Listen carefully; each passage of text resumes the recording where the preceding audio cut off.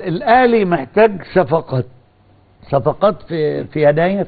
طبعا. رايك كيف اداء النادي الاهلي؟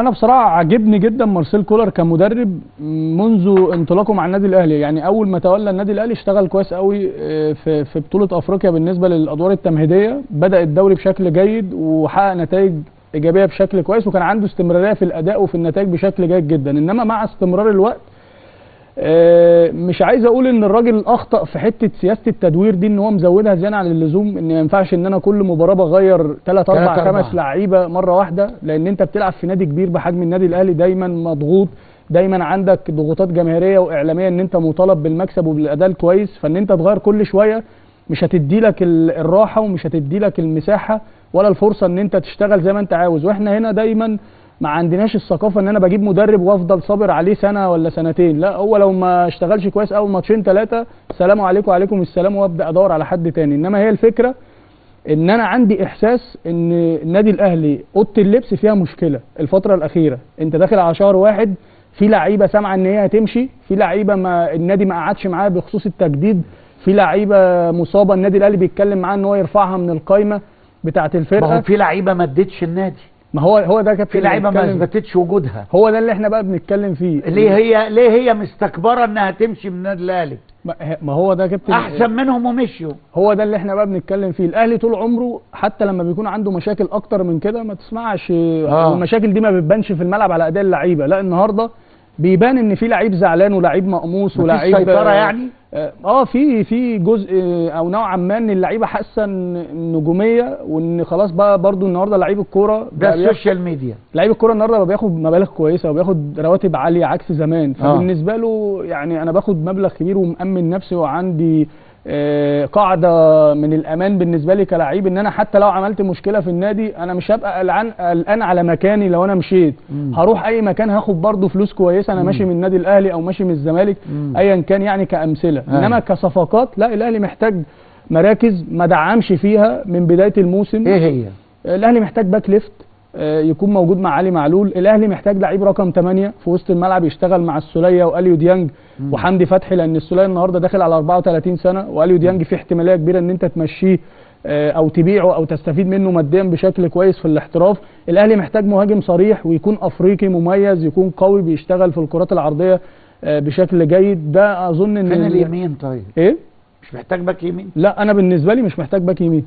النادي الاهلي عنده حلول، عنده عنده محمد هاني يلعب يشتغل، عنده عمار حمدي يشتغل، عنده كريم فؤاد هو اصلا ظهير يشتغل، عنده حسين الشحات يشتغل، ممكن يغير طريقه اللعب. حسين الشحات يشتغل باك، يلعب 3-4-3 يبقى عالمي. كان بيلعبها مع المقص، يلعب 3-4-3. ما هو انا بص يا كابتن اقول لحضرتك حاجه، انا كمدرب ايه اللي بينجحني؟ ان انا اكون عندي المرونه التكتيكيه في ادائي واسلوبي مع اللعيبه، اللي اعرف من خلال الادوات اللي معايا ان انا استخدمها واطورها بشكل كويس وتفيد التارجت والهدف اللي انا عاوزه، حتى لو ما بقدمش الاداء الكويس، بس اهم حاجه اكسب عشان افضل مستمر في تحقيق البطولات.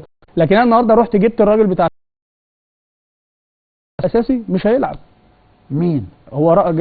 خالد عبد الفتاح. خالد عبد الفتاح الباك رايت بتاع سموحه، مش هيلعب على محمد هاني. محمد هاني اكتر خبره ودايس في الملعب مع النادي الاهلي وبيتعود على الضغط الجماهيري ومتعود على الانتقادات، يبقى انا ما استفدتش حاجه. يبقى من باب اولى اروح اجيب باك ليفت، لان علي معلول النهارده لو اتعور ايه اللي هيحصل؟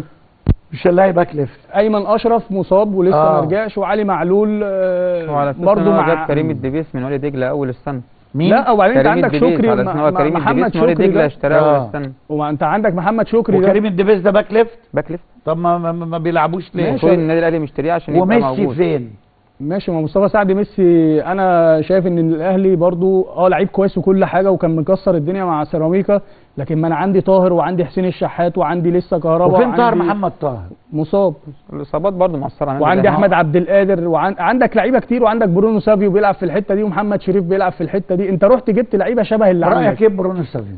لا انا مش مقتنع بيه، يعني لا شايف برازيلي ولا ارجنتيني ولا حتى صيني حتى، يعني ما هو لعيب كويس، لعيب عادي يعني عادي زي الموجود. يا كابتن مجدي انا لو هجيب واحد محترف لازم يبقى مختلف او زياده عن الموجود. بالظبط. لو زيه زي اللي موجود، طب ما انا جايب مبالغ كبيره قوي، 1.5 مليون. انا وجهه نظري يا كابتن مجدي اللي يفرق النادي الاهلي دلوقتي عن نادي الزمالك شيكابالا. مش شيكابالا كلاعب، شيكابالا كقائد وكلاعب كبير جوه الفرقه. لو كلنا شايفين شيكابالا بيعمل ايه مع اللعيبه ومحتضن اللعيبه ازاي وياخدهم قبل الماتش وبعد الماتش يروح للجمهور ومحافظ على نادي الزمالك، كان اللي يفرق عنه عن النادي الاهلي انا شايف زمان. الفرق مع نادي الزمالك زيزو والواد اسامه فنياً. يوسف اسامه فنيا، لكن انا بكلم إمام عاشور حضرتك طبعاً. على الحته اللي هي بتاعت المشاكل اللي حسام بيتكلم فيها، اوضه اللبس واللمه اللي احنا دايما بنتكلم فيها. الاهلي ما دي فيهوش مهمه، قائد. انا حاسسها مش زي شيكابالا مع نادي كابتن الزمالك. مين كابتن النادي الاهلي؟ الشناوي، محمد الشناوي. والشناوي الفتره اللي فاتت يعني نوعا ما اداؤه مهزوز شويه، فممكن يكون دي ليها تاثير.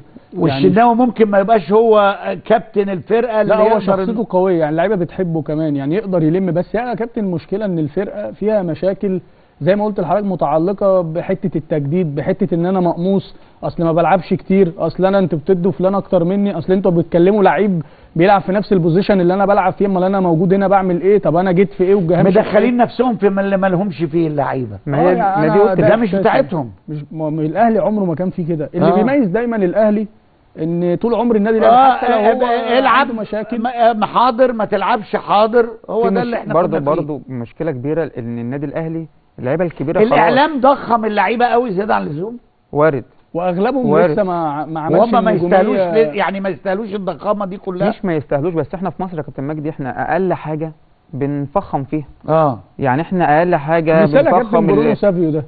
ما برونو سافيو ده قبل ما يلعب يا مصطفى ماتش السوبر، كان عادي. مصر ماتش السوبر كانت بتتكلم عليه. جماهير الزمالك بتحاول ان هي تبوظ الصفقه وتطلعها ان هي صفقه فاشله، وجمهور النادي الاهلي عشان يعلي من قيمه الصفقه وان الاهلي ما جابش لعيب فاشل كان بيتكلم على اللعيب بشكل كويس. لما لعب ماتش السوبر كفنيا وفي الملعب واداء وعطاء، هو ما جاش المباراه اصلا غير الهدف اللي جابه. بالهدف ده اللي اداهوله الواد بتاع الزمالك كان بص له زكريا الورد. جول. بالهدف ده الجمهور حطه في مكانه، هو لسه ما اكبر من حجمه، لسه ما لعبش، ما عملش حاجه. هو لسه بدري ان احنا نحكم عليه، بس لعيب الكوره بيبان اداؤه، بيبان تاثيره، بيبان. انا افشى في ظل ان انت كمدرب مش مقتنع بيه قوي او عندك معاه بعض المشاكل في الملعب، لكن لما لعب بان الفرق ما بينه وما بين برونو سافيو. لا افشى فرق فالدليل كبير. ان الراجل دلوقتي بقى بيعتمد على مين؟ بقى بيعتمد على افشى اكتر من برونو سافيو في الملعب. وانا كابتن مجدي بالسنس كده وبالعقل، لو هجيب لعيب برازيلي مثلا يبقى لازم يكون صغير في السن، انما انا هجيب لعيب برازيلي كبير في السن هو جاي مصر يعمل ايه؟ انا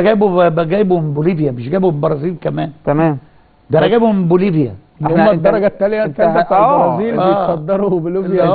هو بوليفيا دوت، لا كاتيجوري ايه ولا بي ولا سي، حاجه بعيده خالص. بوليفيا ده دوري عمرنا ما سمعنا عن دوري بوليفيا ده. انت هتجيب محترف يبقى افريقي صغير، برازيلي زي صغير، مثلا حد صغير. ما تجيب لعيب مثلا كان محترف مكسر الدنيا في تايلاند.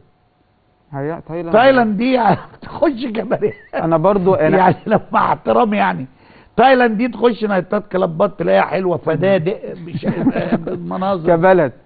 انما تجيب منها لعيب كوره ما ينفعش تجيب منها لعيب كوره. احنا برضو لازم مش كده ولا غلط؟ بيدفع مبالغ كتير. لا هو واضح ان الاهلي يا كابتن في لجنه التعاقدات عندهم مشكله في اختيارات اللعيبه، لان تعالى النهارده قيس على مدرب منتخب مصر يا حسام، يعني مع لا بس عايز اقول لك حاجه للجميع. مصطفى، انت النهارده الاهلي بيتحط له ميزانيه قد ايه؟ انا مدرب منتخب مصر ميزانيه ملايين الملايين بالذات يعني المحترفين. قيس بقى على الاهلي اخر 3 سنين المحترفين، مين المحترفين الكويسين في الاهلي؟ اخر كلهم مشيوا، اليو بادجي مشي، والتر بواليا مشي، جبنا ميكيسوني عليه العوض ومنه العوض، جبنا بيرسي تاو عليه العوض ومنه العوض، والتر بواليا، جبنا بواليا، جبنا الراجل الواد اللي هو ابو قفا ده اللي راح لتركيا ده، اليو بادجي ده كده اسمه اليو بادجي.